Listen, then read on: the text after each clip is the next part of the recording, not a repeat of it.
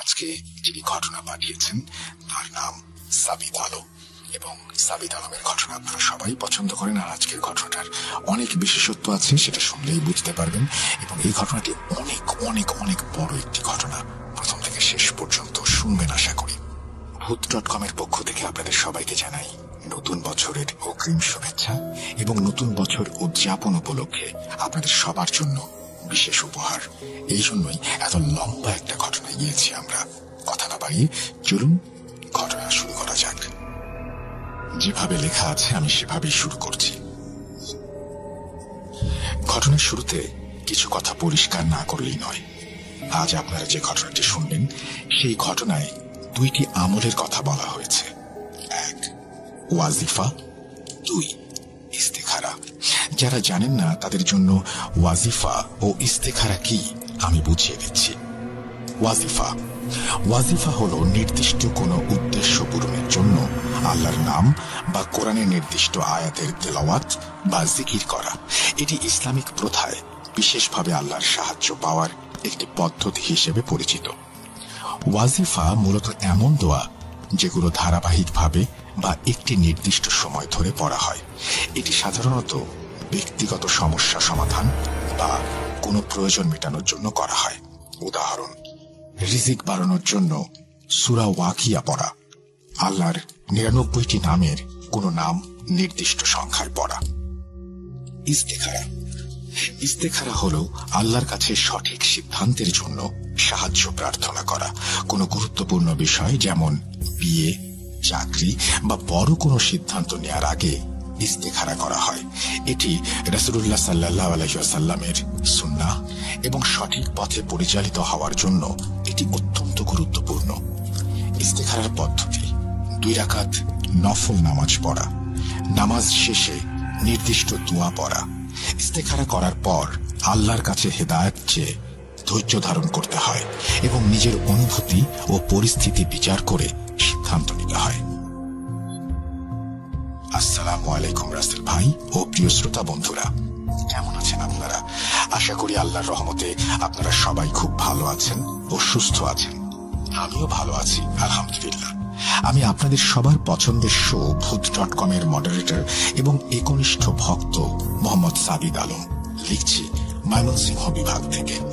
আজ আমি আপনাদের সাথে আবারও হাজির হয়েছি নতুন একটি ঘটনা নিয়ে, যা আমি সংগ্রহ করেছি একজন রিকশাওয়ালা হুজুরের কাছ থেকে। মানুষের জীবন আসলে খুবই অদ্ভুত। যার ঘটনা আজ আমি আপনাদের সামনে উপস্থাপন করছি, তিনি একসময় সচ্ছল একজন ব্যবসায়ী ছিলেন, আর আজ দরিদ্র একজন রিকশা চালক। ওনার ভাষ্য মতে ওনার বর্তমান বয়স প্রায় ৬০ বছর। গত ২২ নভেম্বর ময়মনসিংহে ভূত.com এর একটি লাইভ স্টোরি টেলিং প্রোগ্রাম অনুষ্ঠিত হয়। প্রোগ্রামটি শেষ করে সবার সাথে চা খেয়ে আমার পরিচিত ছোট ভাই শুভকে নিয়ে আমি নতুন বাজার এলাকায় আসি। এরপর বাসার উদ্দেশ্যে রিক্সা ঠিক করে আমি রিক্সায় উঠে বসলাম। রিক্সায় বসে আমি আমার ভাই সিফাতকে ফোন করে সেদিনের কালেক্ট করা ঘটনাগুলো নিয়ে আলোচনা করছিলাম। তখন রিক্সাওয়ালা চাচা রিক্সাটা একটু ধীর গতিতে চালানো শুরু করলেন। আমি হাত থেকে ফোন রাখতেই উনি আমাকে বললেন, বাবা, ভূত নিয়ে কি বলছিলে? আমাকে কি বলা যায়? আমি ওনাকে বললাম, চাচা, আমি ভূত.com এ কাজ করি, ওই যে আগে ভূত এফএম ছিল, আরজে রাসেল। উনি বললেন, হ্যাঁ, উনিও শুনেছেন ভূত এফএম। এরপর উনি আমাকে ওনার জীবনের কিছু ঘটনা বলার আগ্রহ প্রকাশ করলেন। আমি ওনাকে বললাম, চাচা, রিক্সা ঘুরিয়ে কাচারি ঘাট নিয়ে যান। আমার কথা মতো কাচারি ঘাটে চায়ের দোকানে বসে উনি ওনার জীবনের লম্বা একটি ঘটনা আমার সাথে শেয়ার করলেন। আমি এই ঘটনা নিয়ে শুরুতে কিছুই বলছি না। আজকে ঘটনা শোনার পর এই ঘটনা নিয়ে আপনারা কি মনে করেন সেটা জানানোর দায়িত্ব আমি আপনাদের উপর দিয়ে দিলাম। আজকের ঘটনাটি একটু লম্বা হতে যাচ্ছে বিধায় আমি আন্তরিকভাবে দুঃখিত তাদের নিকট যারা বড় ঘটনা শুনতে পছন্দ করেন না। রিক্সাওয়ালা চাচার ঘটনা আমি ওনার ভাষাতেই আপনাদের নিকট উপস্থাপন করছি এবং অনিচ্ছাকৃত ভুল ত্রুটির জন্য রাসেল ভাই ও আপনাদের নিকট ক্ষমা প্রার্থনা করছি। বলছেন চাচা, আমার বর্তমান বয়স ৬০ বছর হয়ে গেছে। আমি তোমাকে আমার নাম বলতে পারবো না, তুমি চাইলে কোন একটি কাল্পনিক নাম রাখতে পারো আমার। এখন আমি আমার জীবনে এক ভয়ানক অভিজ্ঞতার কথা শেয়ার করব, যা আসলে অনেকটাই পুরাতন, কিন্তু যার এফেক্ট আমার জীবনে এমন ভাবে পড়েছিল যে আমি একটা শয়তানকে খুঁজতে মরিয়া হয়ে গিয়েছিলাম এবং আজ নিঃস্ব অবস্থায় পতিত হয়েছি।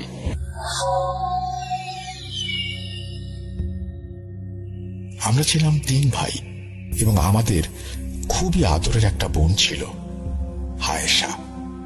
আমরা খুব আধুনিক ছিলাম, কিন্তু যখন থেকে আমাদের বোনের ওপর সেই ভয়ানক ছায়াটির আবির্ভাব হয়, তখন থেকে যেন আমাদের সবার জীবনটা বদলে যেতে শুরু করলো। প্রথমে আমরা ভেবেছিলাম যে তার হয়তো কোনো মানসিক সমস্যা হচ্ছে বা সে মানসিকভাবে অসুস্থ হয়ে যাচ্ছে। আমরা প্রতিদিন নতুন নতুন ডাক্তার খুঁজে বের করতাম এবং তাকে নিয়ে প্রায় দিনই ভিন্ন ভিন্ন ডাক্তারের কাছে যেতাম। কখনো ডাক্তাররা তার কাউন্সেলিং করতেন, কখনো তাকে চিকিৎসার জন্য ওষুধ দিতেন, কিন্তু আয়েশার মাঝে কোনো পরিবর্তন স্পষ্ট হচ্ছিল না। শুরুতেই বলি আয়েশার সমস্যাগুলো আসলে কি ছিল। সে সময়গুলোতে আয়েশার মাথায় নানান ধরনের চিন্তা ঘুরপাক খাচ্ছিল। সে সবসময় বলতো যে আমার মাথায় ইসলামের বিরুদ্ধে অনেক খারাপ চিন্তা আসে, যদিও তার আগ্রহ শুরু থেকে ইসলামের প্রতি ছিল। এমনকি আমাদের বাড়িতে সেই একমাত্র এমন ছিল যার ধর্মের প্রতি অগাধ বিশ্বাস ও ভরসা ছিল। সে কিছু সূরাও হিফজ করেছিল এবং সে এগুলো ধর্মের প্রতি অনুরাগের জন্যই করেছিল। ধর্মের প্রতি অগাধ ভালোবাসা থাকার ফলে সে কোনো মাদ্রাসায় ভর্তি হয়নি এবং কোনো শিক্ষকও তাকে পড়াননি। সে নিজেই কোরআন পড়ত এবং পড়তে পড়তেই হিফজ করতে শুরু করে। যখন তার বয়স 17 বছর, তখন হঠাৎ একদিন উনি আম্মিকে জানালেন যে ওনার মাথায় ধর্মের বিরুদ্ধে নানান ধরনের খারাপ চিন্তা এবং এগুলো মাথার ভেতর সারাক্ষণ ঘুরপাক খাচ্ছে, যেগুলো সে উপেক্ষা করার চেষ্টা করে কিন্তু পারছে না।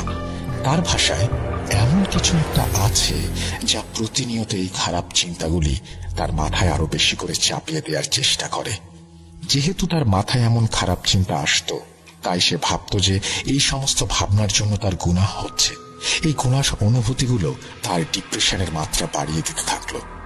যখন ডাক্তারদের কাছে তার অসুস্থতার কথা বলতাম, তারা বলতো এখন তাকে বেশি বেশি ব্যস্ত রাখুন, কারণ মানুষের মাথা যত বেশি খালি থাকে তত বেশি খারাপ চিন্তা আসে। কিন্তু আমরা ডাক্তারদের কি বলবো? এই কথা বলবো যে এই বেচারি তো সকাল থেকে রাত পর্যন্ত ব্যস্তই থাকে। তবে আয়েশার মতে তার মাথায় এই খারাপ চিন্তাগুলো মনে হয় কলেজ যাবার পর থেকেই আসে। তার ভাষ্য মতে সে যখন কলেজের ক্লাসরুমে ক্লাস করতে বসতো, তখন থেকে তার মাথায় নাকি সব চিন্তা এসে ভর করত। এরপর কলেজ শেষ করে যখন সে বাসায় ফিরে আসতো, সে আম্মির সাথে রান্নাঘরে কাজ করত, তখনও তার মাথায় এসব খারাপ চিন্তা ঘুরপাক খেত। আস্তে আস্তে সে ধর্ম থেকে দূরে সরে যেতে লাগলো। একের পর এক ওয়াক্ত করে নামাজ ছেড়ে দেওয়া শুরু করলো। তার মাথায় যেন অদ্ভুত কিছু একটা চলছিল। সে বলতো আমি যেভাবে আছি সেভাবেই আমাকে জাহান্নামে যেতে হবে, তাহলে এখন নামাজ পড়ার লাভ কি? আমি তাকে অনেক বোঝানোর চেষ্টা করতেন, মা এসব চিন্তা শয়তানের দিক থেকে আসে এবং এগুলোর উপর কারো নিয়ন্ত্রণ থাকে না, এগুলোর কারণে কেউ গুনাহগার হয় না। আমরা 2 বছর ধরে ডাক্তারের কাছে নিয়মিত যাতায়াত করছিলাম শুধুমাত্র আয়েশার জন্য।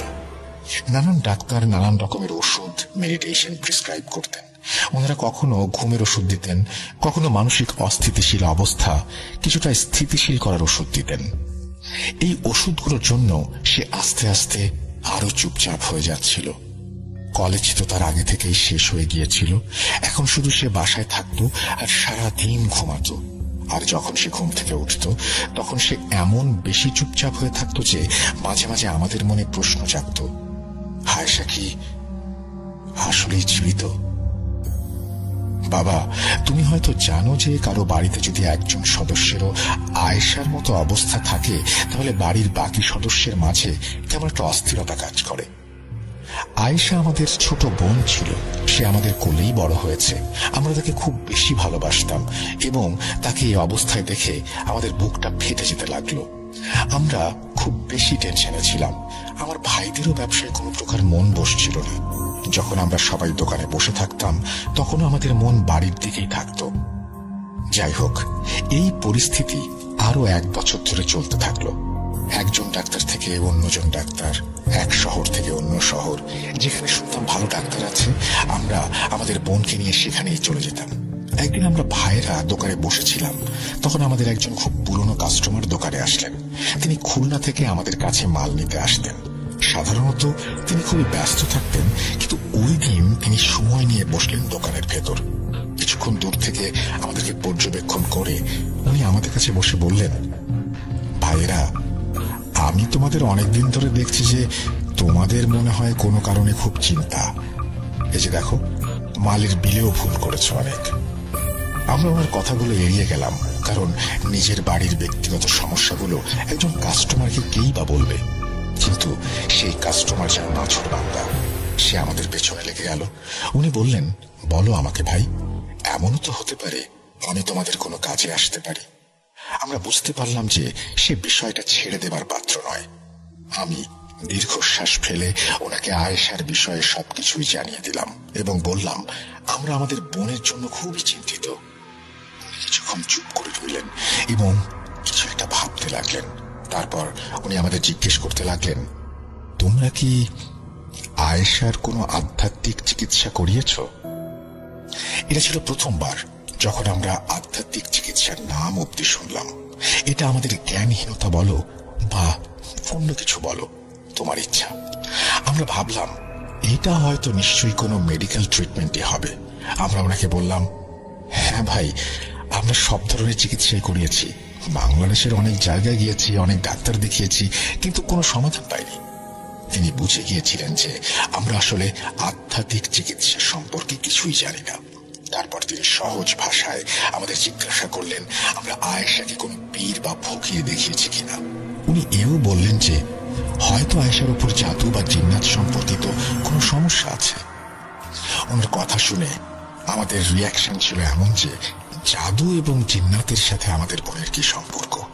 আমাদের জিনের সম্পর্কে যে পরিমাণ ধারণা ছিল সেটা শুধু এটুকুই ছিল যে মাগরিবের সময় আম্মি আমাদের সবসময় বলতেন, ঘরের ভেতরে চলে আসো, কারণ মাগরিবের সময় আকাশে নাকি জিনেরা ঘুরে বেড়ায়। এর বাইরে আমরা কিছুই জানতাম না। জিনরা মানুষের উপর প্রভাব ফেলতে পারে, এই সব আর কি। এরপর সেই কাস্টমার যেভাবে আমাদের বিস্তারিত বললেন এবং যেসব উদাহরণ তিনি আমাদের সামনে দিলেন, সেগুলো শুনে আমাদের তো মাথায় হাত দেবার মতো অবস্থা। আমি সেই কাস্টমারের দিকে চেয়ে ভাবতে লাগলাম যে উনি এসব কি বা বলছেন, আর এসব কি আদৌ সত্য নাকি শুধুই কল্পকাহিনী। উনি বললেন যে এমন কিছু মানুষ আছে যাদের সংস্পর্শে যদি কোনো অশুভ জিনিস থাকে, তাহলে সেই স্পেশাল ব্যক্তিরা বুঝতে পারেন এবং সমস্যার সমাধান করতে পারেন। এই সমস্যার সমাধানই হলো আধ্যাত্মিক চিকিৎসা। এই বলে উনি দোকান থেকে উঠে চলে গেলেন। আমরা ভুলে তাকে জিজ্ঞাসা করতে ভুলে গিয়েছিলাম সে কি এমন কাউকে চেনে কিনা যে এই সমস্যার সমাধান করতে পারে। কিন্তু তার কথা শুনে আমরা সবাই খুব বেশি চিন্তিত হয়ে পড়েছিলাম এবং ভাবছিলাম সত্যিই আমাদের বোনের সাথে কোনো আধ্যাত্মিক সমস্যা আছে কিনা। ওই দিন যখন আমরা বাড়িতে ফিরলাম, আমি আম্মিকে আমার কাস্টমারের সাথে কথা বলার ব্যাপারে বিস্তারিত জানালাম। তিনি বললেন, হ্যাঁ বাবা, এমনটা হতে পারে, কারণ আমরা তো ডাক্তারদের কাছে গিয়ে গিয়ে ক্লান্ত হয়ে গেছি এবং তাদের থেকে তো 1% ফল পাওয়া যাচ্ছে না। ডাক্তারি চিকিৎসা কিছুটা এমন ছিল যে যতক্ষণ ওষুধের প্রভাব থাকতো আয়েশার মাথা শান্ত থাকতো, কিন্তু যেই ওষুধের প্রভাব কমতে শুরু করত তার শরীর আবার খারাপ হতে শুরু করত এবং তার মনে সেই অস্থিরতাটা আবার দেখা দিত। শুরুতে আমরা নতুন নতুন ডাক্তারের কাছে যেতাম, কিন্তু এখন আমাদের মন পীর ফকিরদের দিকে চলে গেছে। নানান দিক থেকে খোঁজ খবর নিয়ে আমরা জানতে পারি রাজশাহী চাঁপাইনবাবগঞ্জের দিকে কেউ একজন ভালো আধ্যাত্মিক চিকিৎসক আছেন। আমরা কিছুদিনের মাঝেই আমাদের বোনকে সেখানে নিয়ে যাই। ওনার সম্পর্কে যতটুকু শুনেছি যে উনি ইস্তেখারা করে সমস্যার জানান দেন। কেউ বলে তার উপর নাকি জিন্নাত আছে, কেউ বলে তার উপর নাকি জাদু করা হয়েছে, মানে যতজন তত কথা। যদিও টাকা পয়সা খরচ ছাড়া আর কোনো কিছুই হয়নি সেখানে। নিজেদের অভিজ্ঞতা থেকে বলি, বেশিরভাগ সময় আমি দেখেছি যে এসব আধ্যাত্মিক লোকগুলো আসলে ঠকবাজ হয়ে থাকে। তাদের কাছে কোনো জ্ঞান বলতে কিছু নেই। তারা কেবল মানুষের অসহায়ত্বের সুযোগ নিয়ে তাদের কাছ থেকে টাকা পয়সা হাতিয়ে নেয়। প্রথমে ডাক্তারদের কাছে আমাদের এত টাকা খরচ হয়েছে যে এখন আর পীর ফকিরদের কাছে লাখ লাখ টাকা খরচ হলেও আমাদের আফসোস থাকবে না যদি আমাদের আয়েশা সুস্থ হয়ে যায়। আমাদের টাকা নিয়ে কোনো চিন্তা ছিল না, চিন্তা ছিল শুধু আমার বোনের জন্য। আল্লাহ তাকে সুস্থ রাখুক।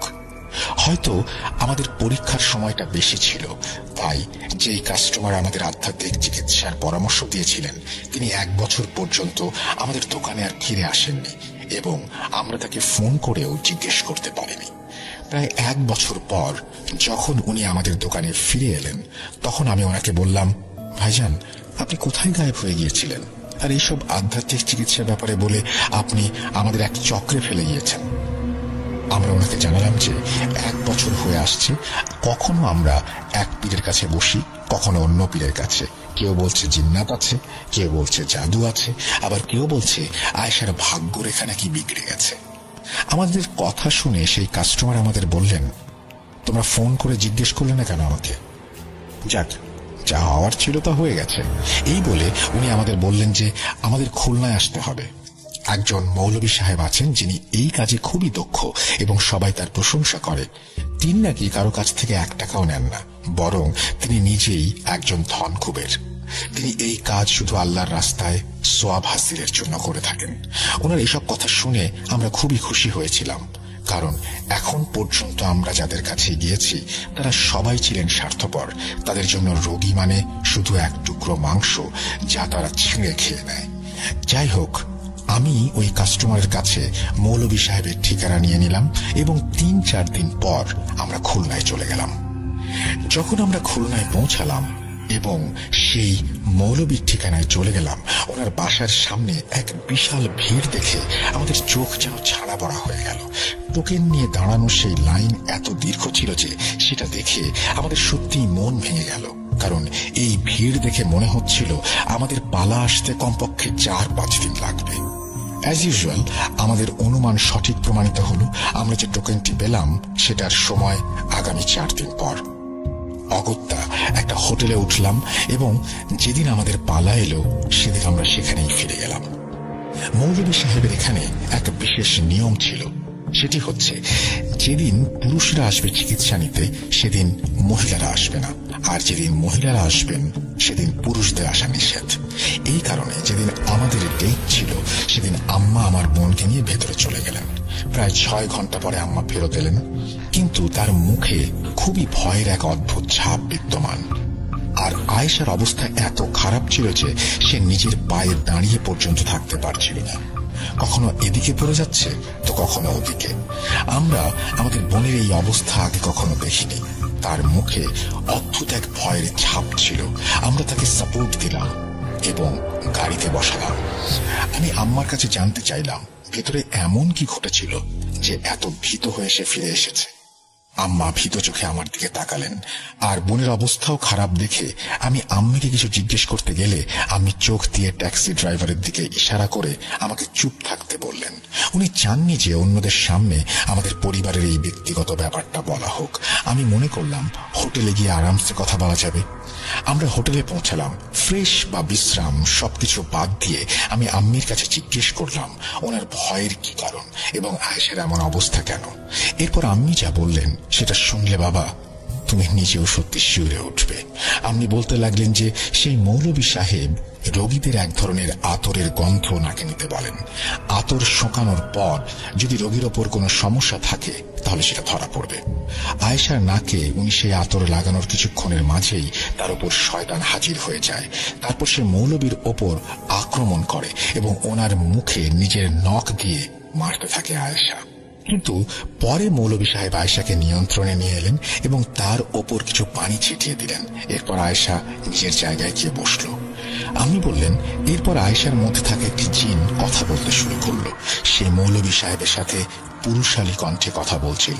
মৌলভী সাহেব সেই জিনটাকে নিয়ন্ত্রণ করার অনেক চেষ্টা করলেন, কিন্তু দুর্ভাগ্যবশত সেই জিন সেখান থেকে পালিয়ে গেল। এরপর মৌলভী সাহেব আম্মিকে বললেন 2 দিন পর আবার আসতে। আমি কথা শুনে যখন পেছনে ফিরে দেখলাম তখন আমাদের আয়েশা নিভৃত অবস্থায় ছিল। তার মুখে এক নিষ্পাপ আভা বিদ্যমান ছিল। তাকে দেখে আমি আল্লাহর কাছে দোয়া করছিলাম যেন আল্লাহ তার কঠিন সময়কে সহজ করে দেন। এই বেচারি এত কম বয়সে এত সমস্যা সহ্য করছে কিভাবে। আমরা 2 দিন পর আবার সেই মৌলভী সাহেবের কাছে ফিরে গেলাম।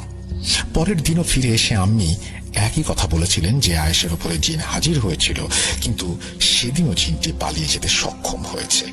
তৃতীয় দিনও একই ঘটনা ঘটল। এরপর একদিন মৌলভী সাহেবের কাছে আবার আয়েশার জন্য আমরা চিকিৎসা নিতে গেলাম। সেদিন আমি বাইরে দাঁড়িয়েছিলাম আম্মির অপেক্ষায়। আমি সেদিন বাইরে এলেন, কিন্তু একা। আমি দ্রুত ওনার কাছে এগিয়ে গেলাম এবং ওনাকে জিজ্ঞেস করলাম যে আয়েশা কোথায়। আম্মি বললেন, তুমি ভেতরে এসো। আমি বললাম, আমি আজ তো এখানে মহিলারা বসে আছেন, আমি মাঝখানে কিভাবে আসব? তিনি বললেন, আমাকে নাকি মৌলভী সাহেব ডেকেছেন। আমি বিস্মিত ও চিন্তিত হয়ে আম্মির সাথে ভেতরে চলে গেলাম। আমি যখন ভেতরে গেলাম তখন দেখলাম মৌলভী সাহেব বসে আছেন, তার চারপাশে মহিলা রোগীদের ভিড়। আমার বোনও তাদের মাঝখানে বসা ছিল। তার অবস্থা দেখে আমিও ভয় পেয়ে গেলাম। তার চুল সামনের দিকে পড়ে আছে, তার মুখ এমন ভাবে বাঁধা ছিল যেন সে তার জিভের মধ্যে কাউকে চেপে ধরে আছে। মৌলভী সাহেব হাসি দিয়ে আমাকে নিচের দিকে ডাকলেন। আমি তার কাছে এগিয়ে গেলাম। তিনি আমার হাত ধরলেন এবং আমাকে একটি ঘরে নিয়ে গেলেন। ঘরে গিয়ে তিনি একটি আলমারি খুললেন এবং সেখান থেকে কিছু জিনিসপত্র বের করতে লাগলেন। জিনিসপত্রগুলোর মাঝে ছিল মোমবাতি, আগরবাতি, একটি বড় ছুরি, লোহার বড় বড় নখ এবং অনেক তাবিজ। তারপর উনি বললেন, বাবা, আমি তোমাকে ডেকেছি কারণ হয়তো তোমার আম্মি এই চিকিৎসা বুঝতে পারবেন না। যে জিন তোমার বোনের ওপর আছে সে খুবই শক্তিশালী এবং এর পেছনে কিছু শয়তানি জাদুকরও আছে যারা এটাকে আরো শক্তিশালী করেছে। যদি আমি নিজে এটা নামানোর চেষ্টা করি তবে তোমার বোন বিপদে পড়তে পারে। তাই আমি তোমাকে একটা চিকিৎসার কথা বলছি, তোমাকে এটা খুব মন দিয়ে করতে হবে। এরপর উনি আমাকে আরো বললেন যে আগামী মাসটা আমাদের জন্য খুবই কঠিন হতে চলেছে। যদি আমাদের মধ্যে কেউ বিবাহিত হই এবং যদি আমাদের কারো সন্তান হয় তাহলে তাদের স্ত্রী ও সন্তানদের যেন শ্বশুর বাড়িতে পাঠিয়ে দিই আমরা। কারণ যখন এই চিকিৎসা চলবে তখন বাড়িতে আমাদের রক্তের সম্পর্কের পরিবারের ছাড়া আর কেউ থাকতে পারবে না। যদি থাকে তাহলে তাদের জীবনে আশঙ্কা আছে। এরপর তিনি আমার হাতে সেই আলমারি থেকে বের করা জিনিসগুলো দিলেন আর ধীরে ধীরে সবকিছু বুঝিয়ে দিতে লাগলেন যে কোনটা কিভাবে ব্যবহার করব। আমাকে সবকিছু বুঝিয়ে উনি আমাকে ঘর থেকে বিদায় জানাতে গেলেন। আমি ওনার কাছে জানতে চাইলাম, হুজুর, আয়েশার উপর কি কোনো সমস্যা আছে? আমাকে বলুন দয়া করে। সমস্যা যাই হোক না কেন, আমি শুধু চিকিৎসায় মন দিই এখন। এই জিনিসের জন্য আপনাকে কিছু হাদিয়া দিতে হবে না? হ্যাঁ, হাদিয়া তখনই দিতে হবে যখন তোমার বোন আয়েশা সুস্থ হয়ে যাবে, এর আগে না। হাদিয়াটা কত বা কি? যখন বোন সুস্থ হবে তখন আমার কাছে আসবে, আমার জন্য মন খুলে দোয়া করবে, এটাই হবে হাদিয়া। আমি মনে মনে খুশি হলাম। এরপর আমরা আয়েশাকে নিয়ে ফিরে এলাম আমাদের শহর শেরপুরে। শহরে এসে মৌলভী সাহেবের শিখিয়ে দেওয়া চিকিৎসার যে ধরনগুলো দেখেছিলাম সেগুলো দেখে যথেষ্ট ভয়ঙ্কর মনে হচ্ছিল। ওনার দেয়া লোহার নখগুলো আমাদের পুরো ঘরের কোণে লাগাতে হবে। এছাড়া সাথে তাবিজও ছিল ঘরের কোণে লাগানোর জন্য, আর গলায় পরার জন্য কিছু তাবিজ দিয়ে দিয়েছিল। কিছু তাবিজ এমন ছিল যেগুলোর কাজ ছিল বালতিতে ডুবিয়ে সেই পানি দিয়ে গোসল করা। এই পুরো চিকিৎসাই আয়েশার সুস্থতার জন্য ছিল। হুজুর যে ছুরিটা আমাকে দিয়েছিলেন তার দুই পাশের অংশে কিছু আরবি অক্ষর লেখা ছিল। আমি তখন বাড়িতে একমাত্র বিবাহিত ছিলাম। আমার আর দুই ভাই ছোট ছিল তখন। আমি আমার স্ত্রী সন্তানদের শ্বশুর বাড়ি পাঠিয়ে দিয়েছিলাম হুজুরের কথা মতো। এই চিকিৎসার একটা শর্ত ছিল যে এই কাজটা জুম্মার দিন থেকে শুরু করতে হবে। আল্লাহর রহমতে আমরা যেদিন বাড়ি ফিরেছিলাম তার পরের দিনই জুম্মা ছিল। আমরা দোকান থেকে বাড়ি ফিরে আসার পর আমি প্রথমে অজু করতে গেলাম চিকিৎসা করার জন্য। আমি আমার ভাইদেরকে তাদের করণীয় কাজ সম্পর্কে জানিয়ে দিয়েছিলাম, যে বিষয়গুলো হুজুর আমাকে আগেই শিখিয়ে দিয়েছিলেন। আমি চেয়েছিলাম যে আমার ভাইরাও এই বিষয়ের জন্য প্রস্তুত থাকুক এবং হঠাৎ করে এমন কিছু দেখে যেন ভয় না পায় যার জন্য চিকিৎসায় কোনো সমস্যা হয়। কারণ হুজুর আমাকে জানিয়ে দিয়েছিলেন যে তারা অর্থাৎ জিনেরা পুরো শক্তি নিয়ে আমাদের বাড়িতে হামলা করবে এই চিকিৎসা চলাকালীন। কিন্তু যদি আমরা সঠিকভাবে চিকিৎসা করতে থাকি ইনশাআল্লাহ তারা কিছুই করতে পারবে না। হুজুর আমাকে একটা শর্ত দিয়েছিলেন যে এই চিকিৎসা আয়েশার জন্য আমাকেই করতে হবে। হুজুর আমাকে যা করতে বলেছিলেন সেসব আমি বললে তুমি নিজেই বুঝতে পারবে। প্রথমে মাগরিবের পর আমরা রুমে রুমে আগরবাতি জ্বালিয়ে দিলাম। আগরবাতি জ্বালানোর পর আমি আয়েশার মুখে এক অদ্ভুত চিন্তার ছাপ প্রত্যক্ষ করলাম। সে এক অদ্ভুত পুরুষালী স্বরে আমাকে বলল, তুমি এগুলো কেন জ্বালাচ্ছ ভাইয়া? এই বাড়িটা কি তুমি কবরস্থানে পরিণত করতে চাও? প্রথমত তার এরকম আচরণে অনেক অবাক হয়েছিলাম, কারণ সে আমাকে ভাইজান আর আপনি ছাড়া কথা বলতো না। এরপর আমি তাকে বোঝানোর চেষ্টা করলাম যে এটা হুজুরের চিকিৎসা, যার মাধ্যমে সে সুস্থ হয়ে যাবে। আমি তাকে বোঝালাম যে আমাদের মিলেমিশে কাজটা করতে হবে। আমার কথা শুনে সে নিজের ঘরের দিকে চলে যাচ্ছিল, এই বলতে বলতে যে, হুজুর তো পাগলই, আর তুমিও ওর কুসংস্কারের ফাঁদে পড়েছ। তুমিও পাগল। ওর কণ্ঠের স্বরটা খুব কঠোর ছিল। এখন আগরবাতি জ্বালানোর পরে যে কাজটা করতে হবে সেটা হলো তাবিজগুলোকে পানিতে ডুবানো। আমি সেই তাবিজগুলো পানিতে ডুবালাম। আশ্চর্যজনক ভাবে বালতির পানির ভেতর থেকে ধোঁয়া বের হতে শুরু করলো। যে ধোঁয়াটা ঠিক তেমন ছিল যেমন গরম কিছু পানিতে ডোবালে শোঁ শোঁ আওয়াজ হয়ে একরকম ধোঁয়া বের হয়। আমি সেই তাবিজের পানি থেকে পানি নিয়ে এক গ্লাস ভর্তি করলাম এবং আয়েশার ঘরে চলে গেলাম। সতর্কতার জন্য আমি আম্মিকেও সঙ্গে নিলাম। যখন আমি ঘরে ঢুকলাম তখন আয়েশা আর আমি শুয়ে টিভি দেখছিল। আমরা একটা অজুহাত বানিয়ে ওর ঘরের ভেতরে গিয়েছিলাম। আমি চাইছিলাম না যে সে জানুক এটা তাবিজের পানি। আমি পানি ভর্তি গ্লাসটা তুলে টেবিলে রেখে দিয়ে বললাম, এটা খাও। সেই গ্লাসটা তুলে ভেতরে দেখতে লাগলো। তারপর হেসে আমার দিকে তাকিয়ে বলল, তুইও ওই বাবার কথায় নাচছিস? যদি ওই বাবার এত জ্ঞানী থাকতো তাহলে আমাকে আগে কেন বের করলো না? তুই যেমন চোরের মতো আমাকে পানি খাওয়াতে এসেছিস, তেমন চোরের মতো হুজুর তোদেরকেও আমার সাথে লড়াই করতে পাঠিয়েছে। যখন আমি তার সামনে ছিলাম তখন সে কিছুই করতে পারেনি, আর তার দেওয়া তাবিজ আর মোমবাতি আমার কি ক্ষতি করবে? এই কথা বলে আয়েশা সজোরে হাসতে লাগলো আর বালিশে মাথা হেলিয়ে শুয়ে পড়ল। তার কথা শুনে আম্মিও খুব ভয় পেয়েছিল, আর আমি যেন ভেতরে ভেতরে কাঁপছিলাম। তারপর আমি বললাম, আচ্ছা পানিটা তো খাও। আমার কথা শুনে সে গ্লাস তুলে এক নিঃশ্বাসে সব পানি খেয়ে ফেললো। তারপর বলল, তোরা যা খুশি কর, আমি ওর পিছু ছাড়বো না। আর যদি তোরা আমাকে আলাদা করার চেষ্টা করিস তাহলে তোরা সবাই এই কাজের জন্য ক্ষতিগ্রস্ত হবি। ঘরের সবাইকে মেরে ফেলার আগে এই মেয়েটাকে কষ্ট দিয়ে তোদের চোখের সামনেই মারবো। আয়েশার সব কথা শুনে আম্মি বেচারি কাঁদতে শুরু করলেন, আর আমি অনেক বেশি ভয় পেয়ে গেলাম। আমি আয়েশার দিকে চিৎকার করে বললাম, তুই আসলে কে? আয়েশা তোর কি ক্ষতি করেছে? সে হঠাৎ আমার দিকে তাকিয়ে বলল, ভাইজান কি হয়েছে? আপনি এরকম করে বকছেন কেন? কথা বলছেন কেন এভাবে? আমি কেন খাচ্ছে? সে এমন ভাবে কথাগুলো বলল যেন মনে হচ্ছিল সে একদমই মনে করতে পারছে না এতক্ষণ কি হয়েছে। এক সেকেন্ড আগেও সে কি বলেছিল কিছুই তার মনে নেই। যাই হোক, এটাই চিকিৎসার প্রথম দিন ছিল এবং প্রথম দিনেই এত কিছু হয়ে গেল। আমি আগরবাতিও জ্বালিয়েছি, তাকে তাবিজের পানি খাইয়ে দিয়েছি। এখন তৃতীয় উপায় ছিল সেই ছুরিটা। ছুরিটার কাজ ছিল এমন যে ওই ছুরিটা আয়েশার পুরো শরীরের চারপাশে ঘোরাতে হবে। তারপর সেই ছুরিটা মোমবাতির আগুনে গরম করতে হবে। কিছুটা ভয় পাচ্ছিলাম বিধায় আমি ছুরিটা আম্মির হাতে দিলাম, আর আমার বোন আম্মির কাছে এসে বিদ্ঘুটে হাসি দিয়ে বলল, ছুরিটা আমাকে দাও, আমি নিজেই শরীরে ঘুরিয়ে নেব। এরপর সে নিজের শরীরের চারপাশে ছুরিটা ঘুরিয়ে নিল আর আমার হাতে ধরিয়ে দিল। আমি সেই ছুরি নিয়ে বাইরে চলে এলাম, মোমবাতি জ্বালালাম এবং আগুনে ছুরিটা গরম করতে শুরু করলাম। সেদিন যেভাবে আস্তে আস্তে ছুরিটা গরম হচ্ছিল, আমার কাঁধে যেন আস্তে আস্তে কিছু একটার চাপ বাড়ছিল। মনে হচ্ছিল যেন আমি আমার কাঁধে অনেক বেশি ভারী কিছু তুলে ফেলেছি।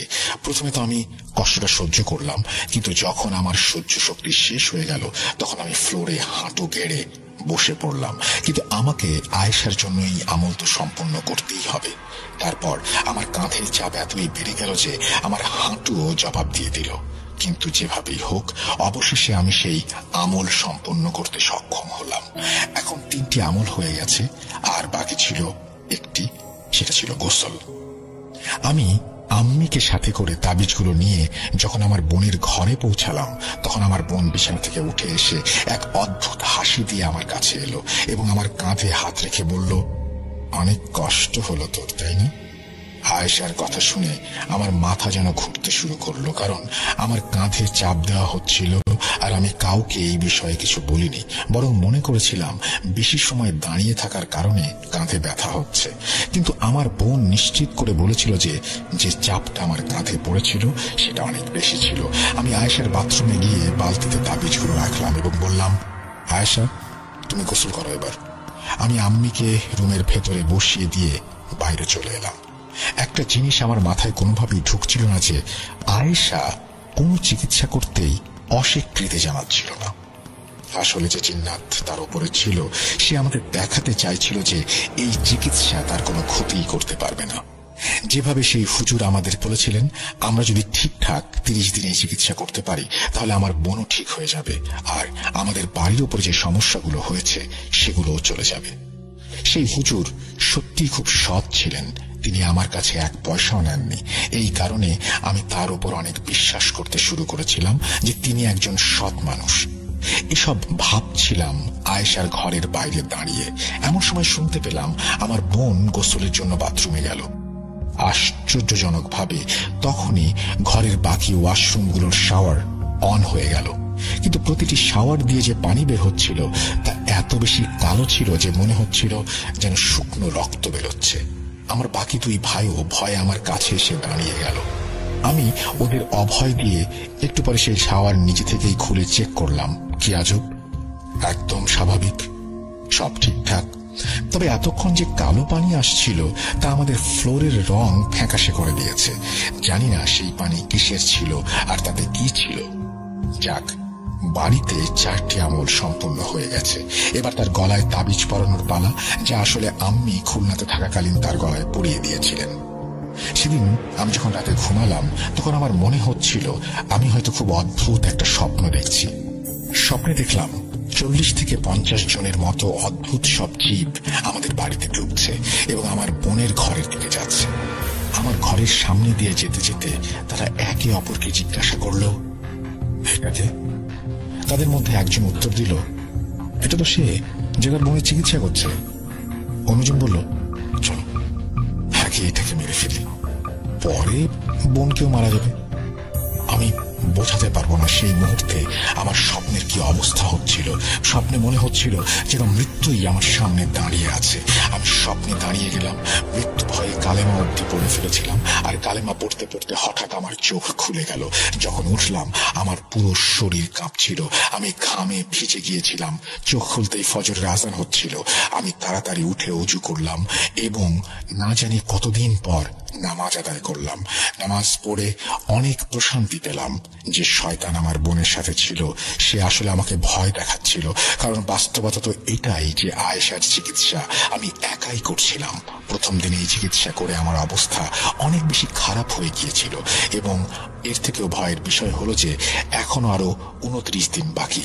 তার উপর যে স্বপ্নটা আমি দেখেছিলাম সেটা আমার জন্য একেবারেই নতুন ছিল, তাই আমি মোটামুটি ভীত হয়ে গিয়েছিলাম। যাই হোক, আমি ওই সকালে নামাজ পড়ে ঘুমিয়ে পড়লাম, কিন্তু যখন উঠলাম তখন আম্মিকে পুরো ঘটনাটা বললাম এবং এও বললাম যে আমি এই কাজ করতে আসলে ভয় পাচ্ছি, কারণ আয়েশার চিকিৎসা করতে গিয়ে আমি নিজেই এর শিকার না হয়ে যাই। মা তো মাই, সব সন্তানের প্রতি মায়ের ভালোবাসা, তাই তিনি আমার কথা ভেবে চিকিৎসার ভার তার নিজের হাতে নিলেন এবং আমাকে বললেন যে আজ থেকে সবকিছু তিনিই করবেন। উনি আমাকেও মাঝখানে আসতে বারণ করলেন। আমি না চাইলেও পিছিয়ে যেতে বাধ্য হলাম, কারণ প্রথম দিনের ঘটনার প্রভাব আমার উপরে অনেক বেশিভাবেই পড়েছিল। আমি সেদিন রাতে দোকান থেকে অনেকটা দেরি করেই ফিরছিলাম, যাতে বাড়ি পৌঁছানোর আগেই সব কাজ হয়ে যায়। রাত 1:01 বাড়ি পৌঁছানোর পর আমি একটি নতুন খবর শুনতে পেলাম যে আমার মা আহত হয়েছেন। কি হয়েছে জানতে আমি আমার মায়ের রুমে প্রবেশ করে দেখি আমার মা তখন মেডিসিন নিয়ে ঘুমিয়ে পড়েছেন। আমি তখন আমার ভাইদের জিজ্ঞাসা করলাম যে আম্মির সাথে আসলে কি হয়েছে। তারা বলতে শুরু করলো যে মা মোমবাতির আগুনে ছুরি রাখার কাজ করছিলেন, তখন হঠাৎ করে কেউ পেছন থেকে তাকে ধাক্কা দিয়েছে। মায়ের মাথা দিয়ে মোমবাতিটাকে কেউ আঘাত করেছে। আর যেই ভাইয়ের সামনে এই ঘটনা ঘটেছিল সে বলছিল যে ছুরি আম্মির থেকে মাত্র 1 ইঞ্চি দূরে ছিল। যদি সেই ভাই এগিয়ে এসে আম্মিকে না ধরতো তাহলে ছুরিটা মনে হয় আম্মির পেটে ঢুকে যেত। মোমবাতির গরমে আম্মির মাথার কিছু অংশ পুড়ে গেছে। আমি খুলনার মৌলভী সাহেবকে টেলিফোন করলাম এবং বললাম যে এখানে তো এই পরিস্থিতি খুব খারাপ হচ্ছে। হুজুর আমাকে বকতে লাগলেন, আমি তো তোমাকে বলেছিলাম যে চিকিৎসা করতে, তোমাকে করতে হবে, তুমি কেন এটা তোমার মাকে দিয়েছ? যদি আমি তোমার মায়ের মাধ্যমে চিকিৎসা করাতাম তাহলে আমি তোমাকে ভেতরে ডাকলাম কেন? আমি লজ্জিত হয়ে হুজুরের কথা শুনছিলাম। আমি তাকে বললাম, হুজুর আমি খুব ভয় পেয়েছিলাম, আমার নিজের জীবন নিয়ে আমার চিন্তা হচ্ছিল। তখন হুজুর আমাকে বললেন, বাবা তুমি চিন্তা করো না, আমি তোমার হেফাজত করে দিয়েছি। ওইসব জিনিসগুলো তোমাকে ভয় দেখাতে পারে কিন্তু তোমার কোনো ক্ষতি করতে পারবে না। যখন হুজুর আমাকে সাহস দিলেন তখন আমার মধ্যে কিছু সাহস জন্ম নিল। আমি মনে মনে ঠিক করে নিয়েছিলাম যে যতগুলো আমল করতে হবে আমি নিজে আমার বোনের জন্য করব। পরের দিন আমি দোকান থেকে তাড়াতাড়ি বাসায় চলে এলাম। আবার সেই একইভাবে আগরবাতি জেলে বোনকে তাবিজের পানি দিলাম। সেদিনও আমার বোন এমন করেই কথা বলছিল যেমনটা সে শুরুর দিন বলছিল। আমার আমল যখন প্রায় শেষ তখন হঠাৎ করে আমার আম্মির গলা ভেসে এলো, বাবা তাড়াতাড়ি ভেতরে আয়, রান্নাঘরে আগুন লেগেছে। আমি সে আমল অসম্পূর্ণ রেখেই রান্নাঘরে দৌড়ে গেলাম, কিন্তু রান্নাঘরে তো কোনো আগুনও দেখলাম না, আম্মি কেউ নেই। তখন আমি আয়েশার ঘরের দিকে এগোলাম। ওখানে আম্মি শুয়েছিল। আমি আম্মিকে জিজ্ঞেস করলাম যে উনি আমাকে ডেকেছিলেন কিনা। আমি এক কথায় উত্তর দিলেন না। এরপর আয়েশা হাসতে লাগলো। আমি বেশ ভয় পেয়ে গেলাম। সে আমাকে বলল যে আম্মির গলায় ওই আওয়াজ নাকি আমাকে সেই দিয়েছিল।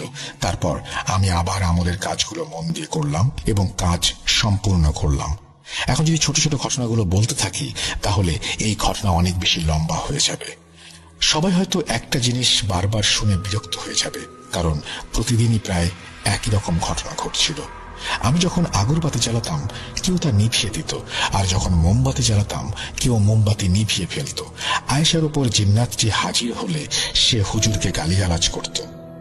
এখন আমি যা বলতে যাচ্ছি তা হলো 8টি বড় ঘটনা যা এই চিকিৎসার সময় আমাদের সাথে ঘটেছিল। আমি যে ঘটনাটি বলছি সেটা খুবই ভয়ানক প্রভাব ফেলেছে আমার জীবনে। প্রথম ঘটনা আমার সাথে ঘটেছিল যখন আমি একটা মোমবাতির ওপর ছুরি দিয়ে দাঁড়িয়েছিলাম। হঠাৎ মনে হলো পেছন থেকে কেউ আমার কাঁধে হাত দিয়েছে আর আমাকে পেছনের দিকে টেনে নিয়ে যাচ্ছে। আমি কিছু বুঝে ওঠার আগেই ছুরি আমার হাত থেকে পড়ে গেল আর আমিও পেছনে ছিটকে পড়লাম। মাথায় আঘাত পেলাম যখন দেখলাম সেটা ছিল এক ছোট ভাই। আমার এই ভাইটা তুলনামূলকভাবে অনেকটা দুর্বল। সে সামান্য একটা মিষ্টির জার খুলতে আমার সাহায্য করত। সে আমাকে কাঁধে করে পেছনে ফেলে দেবে, এত জোর কিভাবে তো শক্তি এলো তার ভেতর। সে আমাকে ফেলে দিয়ে নিজের হাতে সেই ছুরি তুলে নিল এবং আমার উপরে হামলা করতে লাগলো। সে আমাকে ছুরি দিয়ে মারার চেষ্টা করছিল। আমি তার হাত ধরেছিলাম আর হাতের শক্তি এত বেশি ছিল যে আমার মনে হচ্ছিল আমি বেশিক্ষণ তাকে আটকে রাখতে পারবো না। আমার অন্য ভাই যে তখন অন্য ঘরে ছিল আমার আওয়াজ শুনে সে দৌড়ে বেরিয়ে এলো। সে আমার ছোট ভাইকে ধরে টেনে নিল, কিন্তু আমার ছোট ভাই তারও নিয়ন্ত্রণে আসছিল না। আমার আম্মু এবং মেজো ভাই মিলে আমার ছোট ভাইকে ধরে আটকে ফেললেন। আমি কোন রকমে জান বাঁচিয়ে নিজের ঘরে গিয়ে শুয়ে পড়লাম। বাড়ি থেকে শুনতে পাচ্ছিলাম আয়েশার হাসির আওয়াজ। সে বলছে যে তোমার হুজুর তো বলেছে তোমার কিছু হবে না, সে তো তোমার হেফাজত করে দিয়েছে, কিন্তু ভাই আজ তো তুমি মরতে মরতে বাঁচলে। আমি ওই রাতে আবার হুজুরকে ফোন করে বললাম, আপনি তো বলেছিলেন যে আপনি আমার হেফাজত করে দিয়েছেন, কিন্তু আজ তো আমাকে সে মারতে চেয়েছিল। হুজুর বললেন, এই হেফাজত মানে হচ্ছে যে ওই জিনিসগুলো নাকি আমার উপর সরাসরি আক্রমণ করতে পারবে না। এই কারণে নাকি সে আমার উপর আক্রমণ করতে আমার ভাইকে ব্যবহার করেছে। উনি এও বললেন যে আমি যেহেতু আমল করছি, যখন আমল করব তখন আমাকে একটু সাবধান হতে হবে আর আমার ভাইদের ওপরেও যেন আমি একটু নজর রাখি। এই ঘটনার পরে কিছু ছোটখাটো ঘটনা ঘটতে থাকে। তারপর আরেকটা খুবই বিপজ্জনক ঘটনা আমার সাথে ঘটে। যেদিন আমি ছুরি দিয়ে আমল করলাম, সকালে যখন আমি উঠলাম তখন আমার পায়ে কিছুটা ব্যথা অনুভব করলাম। যখন আমি প্যান্টের এক পা ওপরে তুললাম, আমি দেখলাম আমার ডান পায়ে 2-3টা কাটা দাগগুলো খুব গভীর ছিল এবং সেখান থেকে রক্ত বেরোচ্ছিল। আমি দৌড়ে ওয়াশরুমে গেলাম এবং আমার ক্ষতস্থান পরিষ্কার করলাম। যখন কাপড় বদলে ওয়াশরুম থেকে বের হলাম তখন টেলিফোনে আমার স্ত্রীর ফোন এলো। আমি কল ধরতেই সে বলল, আমাদের ছেলের পায়ে 2-3টা কাটা দাগ হয়েছে। নিজের সীমা পর্যন্ত তো ঠিক ছিল, কিন্তু এটা কিভাবে সম্ভব যে আমার ছেলের পায়েও কাটা দাগ আসবে? ছেলের কথা শুনে আমি নিজের ক্ষতের কথা ভুলে গেলাম। সোজা দৌড়ে শ্বশুর বাড়ি চলে গেলাম। আমরা যখন বাচ্চাকে নিয়ে হাসপাতালে পৌঁছালাম তখন ডাক্তার জখম দেখে অবাক হয়ে গেলেন এবং জিজ্ঞাসা করতে লাগলেন, ছুরি দিয়ে এভাবে কে কেটেছে? এই কাঁটাগুলো নাকি ছুরি দিয়ে করা। হয়তো কেউ ছুরি দিয়ে আঘাত করেছে আমার ছেলেকে, না হয় আমার ছেলে নাকি নিজেই করেছে। ডাক্তার হয়তো ভেবেছিল আমরা খুব কেয়ারলেস, নিজের ছেলের খেয়াল রাখতে পারি না এমন বাবা মা। ডাক্তার পুলিশকে ফোন করে দিল। তারপর পুলিশ এসে আমাদের থানায় নিয়ে গেল। তারপর কি হলো, আমরা কিভাবে ছাড়া পেলাম, সেটা আলাদা গল্প, যার সম্পর্ক এই ঘটনার সাথে নেই। আর আমি এসব বিষয়ে কথাও বলছি না। যখন আমরা বাড়ি ফিরলাম আমি খুব চিন্তিত হয়ে পড়েছিলাম। আমি আম্মিকে বললাম, আম্মি এই চিকিৎসা ছেড়ে দেই, কারণ আমার মনে হচ্ছিল যে 30 দিনে আয়েশা ঠিক হবে কিনা জানি না, তবে আমাদের কারো বিরাট একটা ক্ষতি হয়ে যাবে। আম্মি বুঝতে পারলেন এটা তো দুনিয়ার পরীক্ষার ব্যাপার, আমাদের এগুলো থেকে ভয় পাওয়ার দরকার নেই। আমি যেন আল্লাহর উপর ভরসা রাখি আর এই কাজটা শেষ করি। উনি আয়েশার দিকে একটু তাকাতে বললেন, যদি আমরা চিকিৎসা নিতে পিছিয়ে যাই তাহলে এই মেয়েটার জীবনটাই নষ্ট হয়ে যাবে, ওর ভবিষ্যৎ কি? আমি আম্মিকে বললাম, ওনার কথা পুরোপুরি সঠিক, আমিও তো সবার সামনে এই কাজটা করছি, কিন্তু এখন পরিস্থিতিটা এমন, আমার বাচ্চার ক্ষতি করতে আসছে এরা। আম্মি বললেন, উনি হুজুরের সাথে রাতে কথা বলবেন, তারপর দেখা যাবে উনি কি বলেন। আমি রাতে হুজুরকে ফোন করলেন।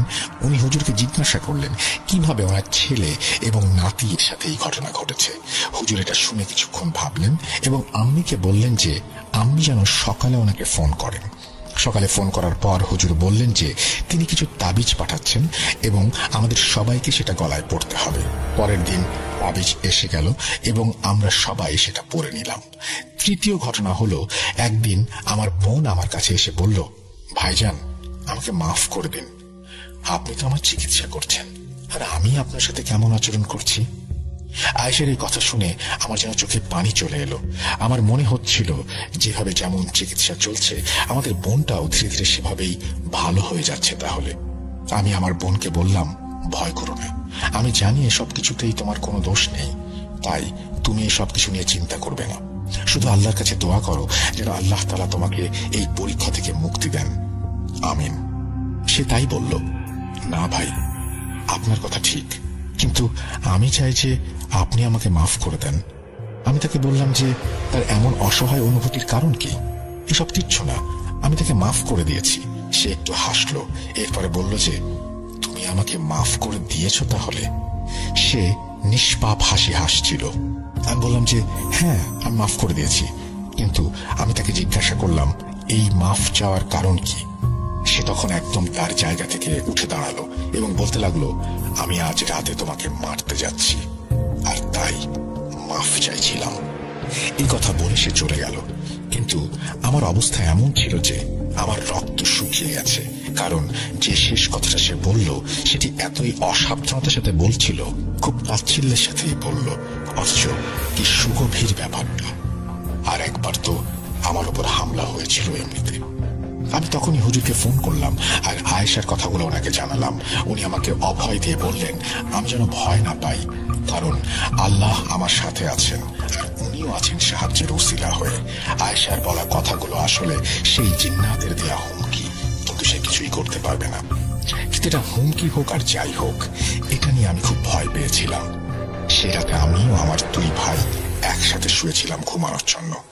সেই রাতে 3টা বাজে কেউ আমাদের দরজায় নক করতে লাগলো। আমি প্রথমে চোখ খুললাম, বাকি ভাইদের ডাক দিলাম, বললাম দেখো তো কে এসছে। সবচেয়ে ছোট ভাইটা দরজার কাছে গিয়ে জিজ্ঞেস করলো, কে আছে বাইরে? বাইরে থেকে আমার বোনের কণ্ঠস্বর শোনা গেল। সে আমার নাম নিয়ে বলছে, ভাই দরজা খোলো, তুমি আমার কাছে আসতে পারো, কিন্তু তুমি আমার থেকে এত ভয় পাচ্ছ কেন? আমি শুয়ে শুয়ে চিৎকার করছিলাম আর ভাইদের বলছিলাম, দরজা খুলো না, দরজা খুলো না।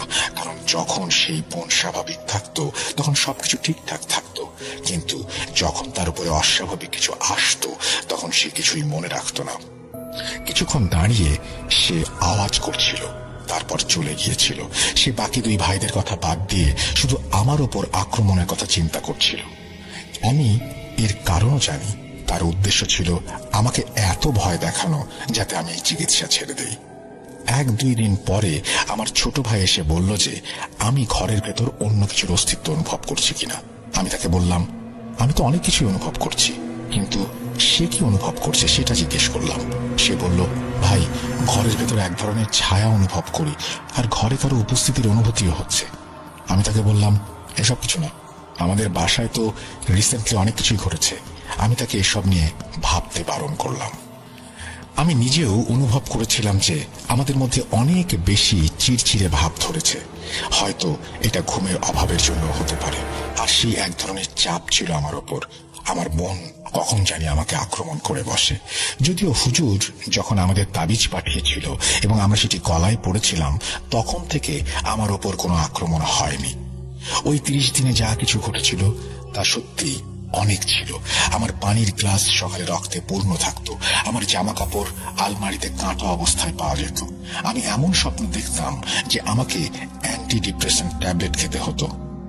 যখন 30 দিন পূর্ণ হতে চলেছে, আমি আবার হুজুরকে ফোন করলাম এবং বললাম, আগামীকাল 30 দিন পূর্ণ হচ্ছে, এখন বলুন কি করতে হবে। হুজুর বললেন, বাবা কাল শেষ দিন, কাল তোমার আমল সম্পূর্ণ করতে হবে। তারপর যত তাবিজ, মোমবাতি এবং ছুরি তোমার কাছে আছে সবকিছু পরের দিন ফজরের আগে আগে কবরস্থানে দাফন করতে হবে। কারণ তুমি যে 30 দিন এই কাজ করতে পরিশ্রম করেছো সেটা আসলে কিছুই নয়। আসল কাজ হলো এগুলো তোমাকে যেভাবেই হোক দাফন করতে হবে। আর এই কাজে এই জিন্নাত অনেক ধোঁকা দেওয়ার চেষ্টা করবে এবং এমন কিছুও ঘটতে পারে যা তুমি বুঝতে পারবে না। যদি তুমি ফজরের আগে এই জিনিসগুলো কবরস্থানে না পতো, তাহলে বুঝে নেবে আমরা এই কাজে ব্যর্থ হয়ে গেছি। এখন আমি যেহেতু অনেক কিছু দেখেছি, সেহেতু আমার জন্য এটা কি আর কঠিন কাজ ছিল। আমি ভেবেছিলাম 2 ভাইকে নিয়ে যাব এবং ফজরের আগে এই কাজগুলো করে ফেলবো, হতে দিয়ে আসবো সবকিছু কবরস্থানে। সেই সন্ধ্যায় আমার স্ত্রীর ফোন এলো, তুমি কি ভুলে গেছো যে আজ আমাদের ছেলের জন্মদিন? বউয়ের কথা শুনে আমারও মনে পড়ল যে আজ ছেলের জন্মদিন। এই টেনশনের কারণে আমি তো সবকিছুই ভুলে গিয়েছিলাম। আমার স্ত্রী বলেছিলেন যে দূরে থাকতে আমার ছেলের খুবই সমস্যা হচ্ছে, আর আজও সে আমার সাথে দেখা করতে চেয়েছে। আজ তো তার জন্মদিন, তাই কিছু উপহার ইত্যাদি নিয়ে আসতে এবং কেক কেটে তার আনন্দ যেন আমি বাড়িয়ে দিই সেই জন্য তিনি অনুরোধ করলেন। কিন্তু আমার তো একদমই মন চাইছিল না এসব কিছু করতে। এই 30 দিনে আমার অর্ধেক প্রাণ বেরিয়ে গেছে।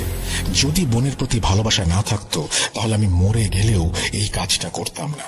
তবু আমি আমার স্ত্রীকে বললাম, যদি সম্ভব হয় তাহলে চলে আসবো, কারণ আজ তো কবরস্থানে যেতে হবে, এই বিষয়গুলো সমাধানও করতে হবে। এই বলে আমি ফোন রেখে দিলাম। কিছু সময় পরে আমার ছেলের ফোন এসে গেল, বাবা আজ তো আমার জন্মদিন, আজ তো তুমি আসো। আমার অবুঝ ছেলেটা যে ভালোবাসা নিয়ে আমাকে ডাকছিল, সেই ডাক উপেক্ষা করা আমার সম্ভব না। আমি গোসল করে প্রস্তুত হলাম। ভাইদের বলে দিয়েছিলাম যে আমি শুধু জন্মদিনে গিয়ে ফিরে আসবো, তারপর আমরা সবাই মিলে কবরস্থানে দাফন করব সবকিছু। আমি আগে থেকেই হুজুরকে জিজ্ঞাসা করেছিলাম যে আমি কি কোনো ভাইকে পাঠিয়ে সব দাফন করতে পারি। তিনি বলেছিলেন, না, যিনি কাজ করেছেন কেবল তিনি এসব দাফন করতে পারবেন।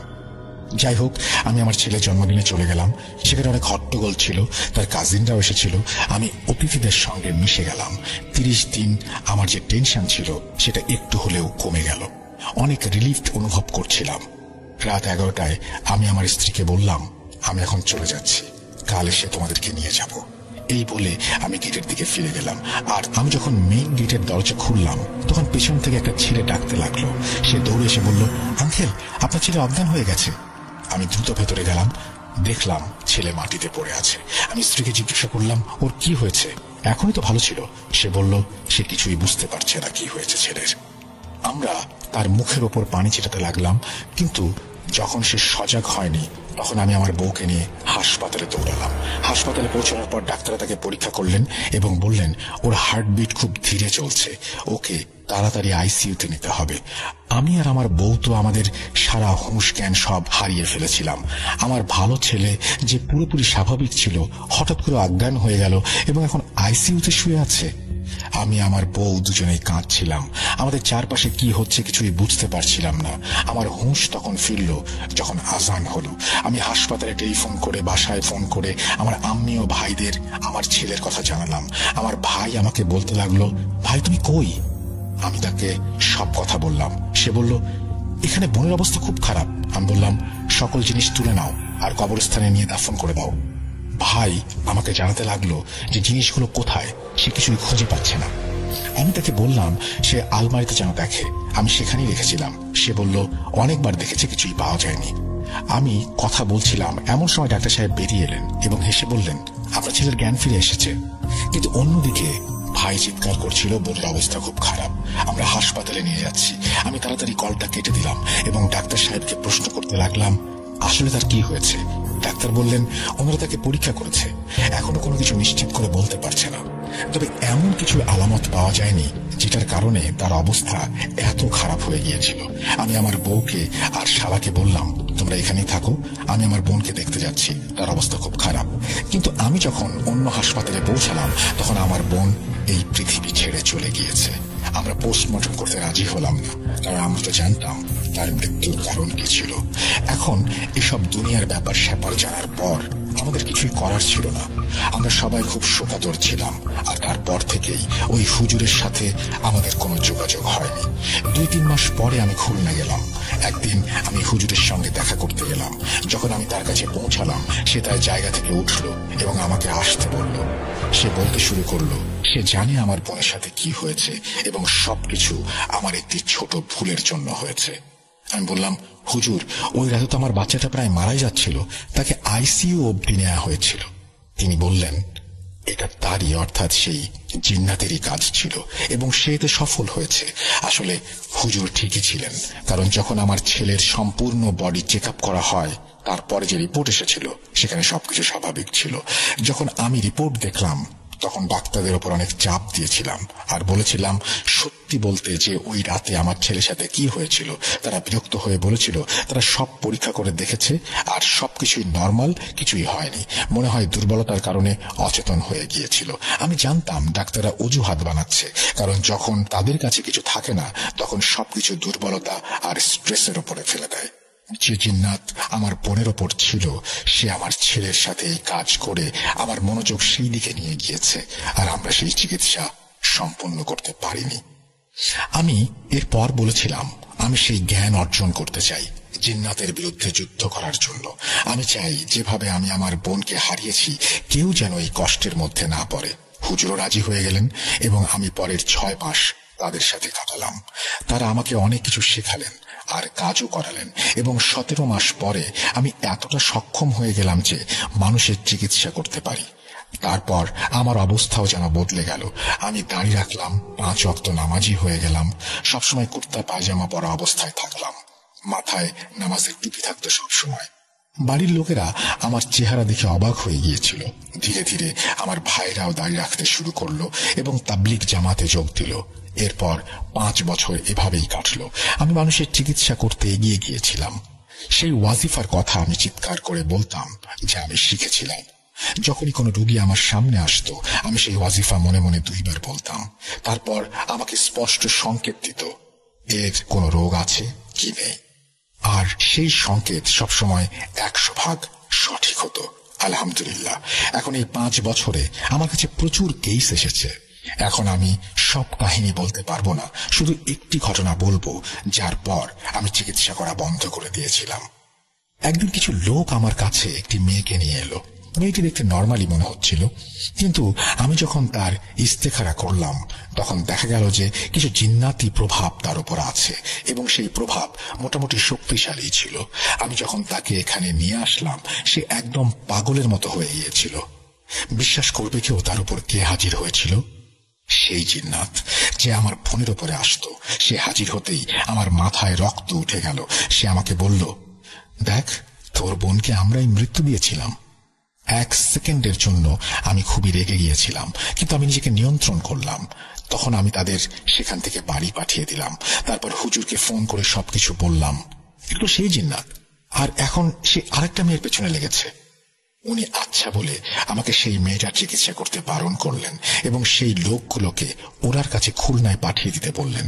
কিন্তু আমি সেই দিন জিদ করে বসেছিলাম। আমি হুজুরকে বলেছিলাম, হুজুর, আমি একে ছাড়ব না। আসলে আমি নিজেই এই জিন্নাতের থেকে প্রতিশোধ নিতে চাইছিলাম এবং আল্লাহ আমাকে সেই সুযোগটাও করে দিলেন। হুজুর আমাকে বোঝাতে লাগলেন, বাবা, তুমি এত শক্তিশালী নাও যে এর মোকাবেলা করতে পারবে। কিন্তু আমি জিদ ধরে রইলাম।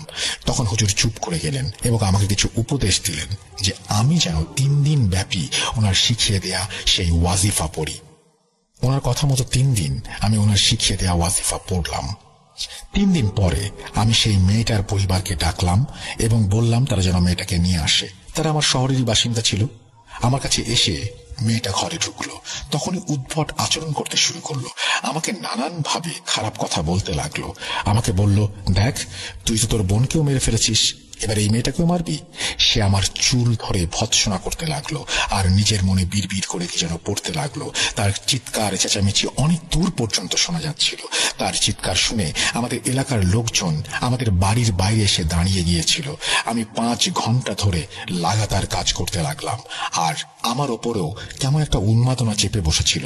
5 ঘন্টা পর সে যেতে রাজি হলো এবং আমাকে বলল, আমি যাচ্ছি, কিন্তু আমি তোর থেকে এর প্রতিশোধ অবশ্যই নেব। আমার জীবনে আর একটা ঘটনা ঘটল। আমার ছোট ছেলে, যার বয়স তখন 5 বছর, জ্বর উঠল এবং জ্বর এতটাই তীব্র হয়েছিল যে সেই সন্ধ্যাতে মারা গেল। আমাদের ঘরে শোকের ছায়া নেমে এলো। তার জানাজা শেষে লাশটা বাইরে রাখা ছিল। আমি তার পাশে বসেছিলাম। তখন আমি দেখলাম সেই মেয়েটি যে আমাদের এলাকায় থাকতো এবং যার চিকিৎসা আমি গতকালই করেছিলাম, সে আমার ঘরে ঢুকলো এবং আমার কাছে এসে দাঁড়ালো। তারপর আমার কাছে এসে পুরুষালী গলায় বলল যে, দেখলি আমাদের শক্তি। আমি বুঝতে পারলাম এ সেই জিন্নাতের কাজ। এই মেয়েটার ওপর আবার সে ফিরে এসেছে। সে হাসতে হাসতে সেখান থেকে চলে গেল। তারপর আমি শুধু মহল্লা নয়, শহরটাও বদলে ফেললাম। আমি আর সেই স্মৃতিগুলোর কাছেও যেতে চাচ্ছিলাম না। এরপর আমি আর কারোরই চিকিৎসা করিনি এবং ওই হুজুরের সাথেও আর কোনো যোগাযোগ রাখলাম না। হ্যাঁ, একটা কথা হয়তো আমি বলতেই ভুলে গেছি। আমি হুজুরকে জিজ্ঞাসা করেছিলাম যে আমার বোনের সাথে আসলে কি সমস্যা হয়েছিল। যদিও তিনি আমাকে কিছু বলতে রাজি হননি, তবুও বলেছিলেন, বাবা, এখন তোমার বোন এই দুনিয়াতে নেই, এটাই কঠিন সত্য। এর বেশি কিছু জানতে চেয়েও না, আমি বলতে পারবো না। আসলে এই ঘটনা বলার উদ্দেশ্য হলো আমাদের আজকালকার আধুনিক মেয়েদের মধ্যে যারা মনে করেন যে জাদু জিন কিছুই নেই, তাদের এই ঘটনাটি একটি শিক্ষা দেবে। এটা এত ভয়াবহ একটা জগৎ যে আমরা কল্পনাও করতে পারি না। আমি আমার 2 কাছের মানুষকে এর কারণে হারিয়েছি। আমি তো এই ঘটনাগুলো খুব সংক্ষিপ্ত করে তোমাদের কাছে বললাম। যদি আমি আমার 5 বছরের সব ঘটনাগুলো লিখতে বসি, তাহলে হয়তো পুরো একটা বইও কম পড়বে। শুধু এটুকু বলবো, এসব ব্যাপারে উপহাস করো না কখনো। এটা এমন একটা পরীক্ষা যাতে যদি কেউ একবার ফেঁসে যায়, তাহলে এটা থেকে বের হওয়া কঠিন। পুরো পরিবারগুলো নিঃস্ব হয়ে যায়, মানুষের রোজগার বন্ধ হয়ে যায়, একে অপরের প্রতি ঘৃণা ও প্রতিহিংসায় লিপ্ত হয়ে যায়। তাই সাবধান, কখনো বিদ্রুপ করবে না। তোমাদের সবাইকে আল্লাহ হেফাজত করুন। আল্লাহ হাফেজ। এই বলে চাচা ওনার জীবনের ঘটনাটির ইতি টানলেন। আমি অবাক হয়ে শুধু শুনছিলাম ওনার কথাগুলো। লোকটা একেবারে বিনা কোনো বিরতি নিয়ে এত সুন্দর করে এভাবে ঘটনাটি বললেন যে আমি অভিভূত হয়ে গিয়েছিলাম। এই ছিল আমার পাঠানো আজকের ঘটনা।